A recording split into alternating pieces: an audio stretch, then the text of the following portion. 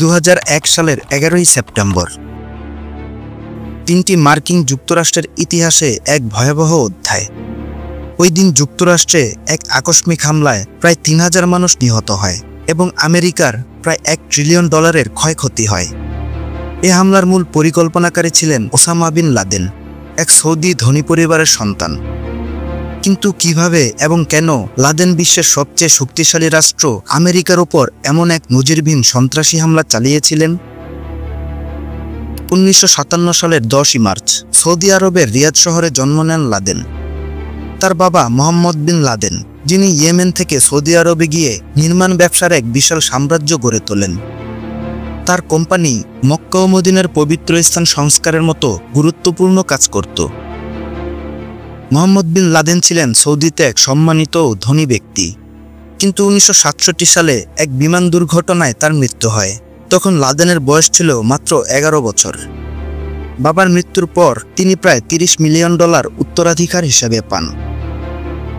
ছোটবেলায় লাদেন ছিলেন ভদ্র, বিনয়ী ও ধর্মপ্রাণ। তিনি একজন ভালো ছাত্র হিসেবে পরিচিত ছিলেন। প্রাথমিক শিক্ষা শেষে 1976 সালে তিনি কিং আব্দুল আজিজ বিশ্ববিদ্যালয়ে ভর্তি হন। সেখানে ব্যবসা প্রশাসন ও অর্থনীতি নিয়ে পড়লেও ইসলামী মতবাদ ও রাজনীতির প্রতি গভীর আগ্রহী হয়ে ওঠেন। পড়াশোনা চলাকালে তার পরিচয় হয় আবদুল্লাহ আজমের সঙ্গে, যিনি বিশ্ববিদ্যালয়ে ইসলামী শিক্ষা ও জিহাদের শিক্ষা দিতেন। তিনি ছিলেন একজন মুজাহিদিন নেতা, যিনি বিশ্বাস করতেন মুসলিম উম্মাহর উপর হামলা হলে তার প্রতিরোধ করা প্রত্যেক মুসলমানের নৈতিক দায়িত্ব। আবদুল্লাহ আজমের এই আদর্শে প্রভাবিত হয়ে লাদেনও মুসলিম উম্মার সুরক্ষায় নিজেকে উৎসর্গ করার সিদ্ধান্ত নেন। তিনি আবদুল্লাহ আজমের সাথে ঘনিষ্ঠভাবে যুক্ত হন এবং ইসলামী দাওয়াত ও উম্মার সুরক্ষার আহ্বান করতে থাকেন। 1979 সালে হঠাৎ একদিন আফগানিস্তানে সোভিয়েত ইউনিয়ন সৈন্য পাঠায়, কারণ তারা সেখানে কমিউনিস্ট সরকারকে সমর্থন করছিল। আফগানিস্তান সরকার নারীর অধিকার, জমি সংস্কার, ধর্ম নিরপেক্ষ শিক্ষা চালু করলে সাধারণ মানুষেতে অত্যন্ত ক্ষুব্ধ হয়। ফলে মুজাহিদিনরা সোভিয়েত ও সরকারের বিরুদ্ধে জিহাদ ঘোষণা করে।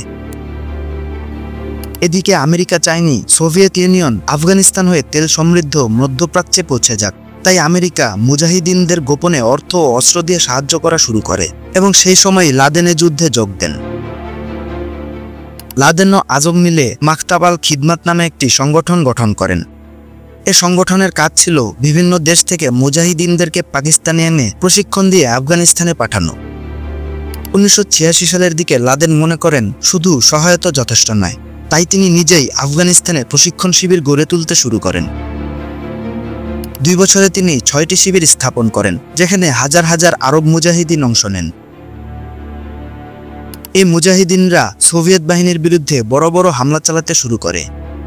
পাকিস্তানে হামলা আরও সহজতর করে দেয়, কারণ তারা আমেরিকার থেকে অস্ত্র ও অর্থ পেত, যা তারা লাদেনের কাছে পৌঁছে দিত।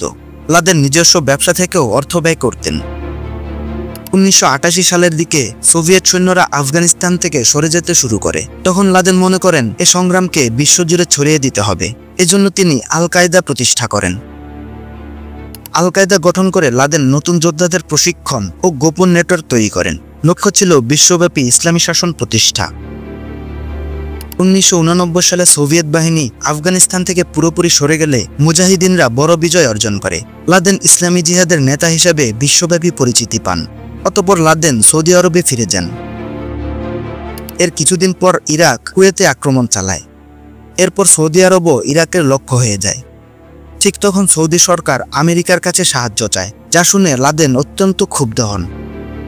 তিনি সৌদি সরকারকে চিঠি লেখেন, যেখানে বলেন আল কায়দা মুজাহিদিন ইরাকের বিরুদ্ধে লড়তে প্রস্তুত। অমুসলিম সেনাবাহিনীর সাহায্য নেওয়া ইসলামের অবমাননা মনে করে লাদেন সরাসরি সৌদি সরকারের এই সিদ্ধান্তের বিরোধিতা করেন।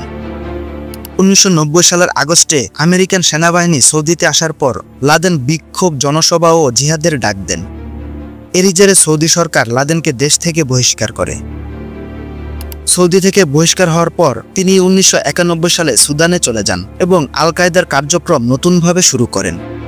সন্ত্রাসী নেটওয়ার্ক তৈরি, মিলিটারি ক্যাম্প স্থাপন ও প্রশিক্ষণ দিতে শুরু করেন। 1993 সালে লাদেনের বাহিনী মার্কিন সৈন্যদের উপর হামলা করে। এতে 18 জন নিহত ও 70 জন আহত হয়। 1996 সালে আন্তর্জাতিক চাপ ও অবরোধের কারণে সুদান সরকার লাদেনকে দেশ থেকে বহিষ্কার করে। এরপর তিনি আফগানিস্তানে ফিরে আসেন। সেখানে তিনি এক ফতোয়া জারি করেন, যেখানে তিনি মুসলিমদের দুর্দশার জন্য সরাসরি আমেরিকাকে দায়ী করেন। লাদেন মনে করতেন ইসরায়েল ফিলিস্তিন সংঘাত, সোমালিয়ায় মুসলিম হত্যা এবং ইরাকে অবরোধ দিয়ে লাখো মানুষকে অনাহারে মারার জন্য একমাত্র আমেরিকাই দায়ী। তিনি বিশ্বাস করতেন আমেরিকা না থাকলে মুসলিম উম্মাহর এত কষ্ট হতো না। 2 বছর পর তিনি আরেকটি ফতোয়া জারি করেন, যেখানে তিনি আমেরিকার বিরুদ্ধে সরাসরি যুদ্ধ ঘোষণা করেন। এরিজারে লাদেন তানজানিয়া ও কেনিয়ায় মার্কিন দূতাবাসে বিস্ফোরণ ঘটান। এ হামলায় প্রায় 225 জন নিহত ও 5000 জন আহত হয়। এরপর লাদেনকে বিশ্বের সবচেয়ে বিপজ্জনক সন্ত্রাসী হিসেবে ঘোষণা করা হয়। আমেরিকা তাকে ধরতে বিভিন্ন অভিযান চালায়, কিন্তু তারা ব্যর্থ হয়। এদিকে লাদেন আরও বড় পরিকল্পনা করছিলেন। তিনি চেয়েছিলেন এমন একটি হামলা করতে যাতে শুধু আমেরিকা নয়, পুরো বিশ্ব কেঁপে ওঠে। তার এই পরিকল্পনা অনুযায়ী তিনি 19 জন মুজাহিদিনকে প্রশিক্ষণ দিয়ে 1 বছর আগে আমেরিকা পাঠান। তারা সেখানে প্লেন চালানো শেখে ও বিভিন্ন শহরে ভ্রমণ করতে থাকে। লাদেন তাদেরকে প্রস্তুত করছিলেন 11 সেপ্টেম্বর 2001 জন্য। সেদিন সকাল 8টার দিকে 4টি বিমান ছিনতাই করা হয়। প্রথম 2টি বিমান আমেরিকার বিখ্যাত ওয়ার্ল্ড ট্রেড সেন্টারে সরাসরি হামলা করে। কিছুক্ষণ পর তৃতীয় বিমানটি পেন্টাগনে আঘাত করে এবং চতুর্থ বিমান হামলায় ব্যর্থ হয়ে পেনসিলভেনিয়ার এক মাঠে ভেঙে পড়ে। এ হামলায় প্রায় 3000 জন নিহত হয় এবং 6000 জন আহত হয়। এ এক হামলায় বিশ্ব রাজনীতির ধারা পুরোপুরি বদলে যায়। আমেরিকার শেয়ার বাজার 4 দিন বন্ধ ঘোষণা করা হয়। 2 দিন সকল ফ্লাইট স্থগিত করা হয়। সেদিন প্রথমবার মানুষ সরাসরি টিভিতে সন্ত্রাসী হামলার দৃশ্য দেখেছিল। এরপর আমেরিকা তালেবানকে ওসামা বিন লাদেনকে হস্তান্তরের নির্দেশ দেয়। আল কায়দার সব ক্যাম্প ধ্বংস করতে বলে। তালেবান তা প্রত্যাখ্যান করে। ফলে আমেরিকা লাদেনকে ধরতে আফগানিস্তানে হামলা চালায়, কিন্তু তারা লাদেনকে ধরতে ব্যর্থ হয়। 2001 সালের সেপ্টেম্বরে প্রেসিডেন্ট বুশ লাদেনের জন্য $25 মিলিয়ন পুরস্কার ঘোষণা করেন।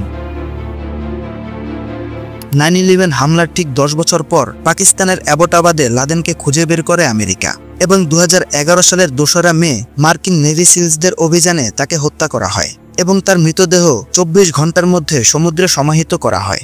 আর এরই সাথে সাথে সমাপ্তি ঘটে ওসামা বিন লাদেন অধ্যায়ের।